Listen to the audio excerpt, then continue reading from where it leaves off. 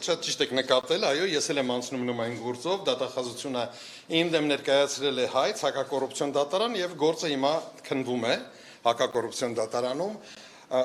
Նախ հիշեցեմ, որ ես 95 թվականից եմ զբաղեցնում պաշտոն, 95 թվականից եմ ընտրվել ազգային ժողովի, առաջին գումարման ազգային ժողովի падգամավոր, այնպես որ իմ պարագայում խոսքը վերաբերում է փաստորեն նախորդ 30 տարվա։ Եթե որևէ մեկը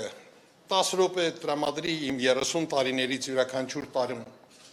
այսինքն ընդհանուր առմամբ 300 րոպե, կարծում եմ իր մոտ հարց այլևս չի ծագի, թե իմ գույքերը, որ կարող է տեսականորեն անգամ լինեն ոչ օրինական։ Բայց իհարկե սա այն ֆորմատը չի, որի ընթացքում ես կարող եմ ձեզ ներկայացնել դա, չնայած վստահ եմ, որ մի օր կգա այդ ժամանակը եւ առիթ կունենամ հանրությանը ներկայացնելու ինչի մասին է խոսքը։ Բայց ընդամենը երկու դրվագ կասեմ, որ դուք պատկերացնեք ինչ մթնոլորտ է տիրում այդ գործերի հետ կապված առնվազն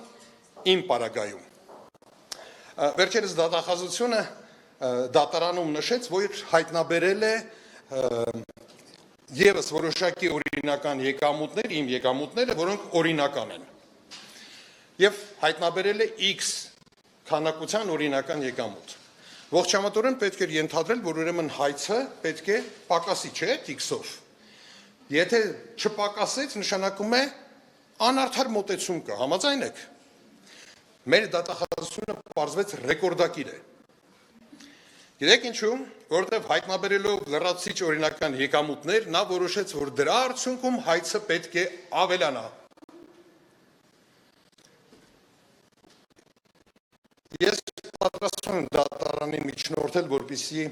երկրորդ դասարանցումի որևէ հրավիրեն որպես փորձագետ, որովհետև գումարել հանելը բացարձակապես երկրորդ դասարանի թվաբանության գիտելիքները թույլ կտան կատարել։ Մեկ այլ օրինակ բերեմ։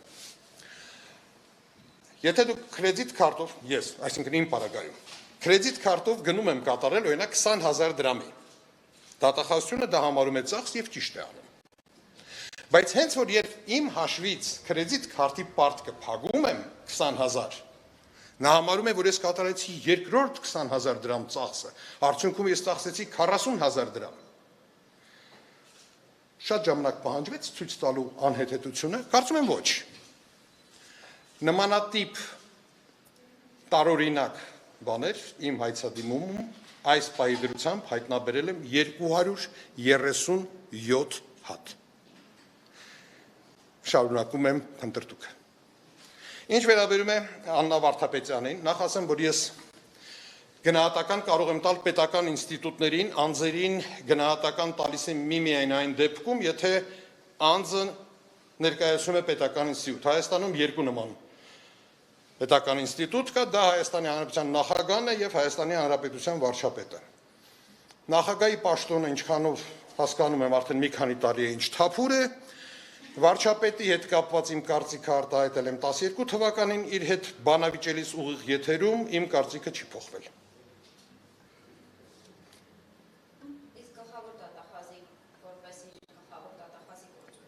Ես ասեցի անձերին չեմ գնահատում, եթե ձեր հարցը վերաբերում է դատախազությանը, ապա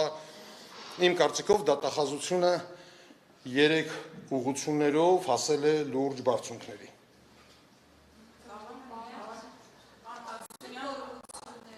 Ինչ ուղղություններով։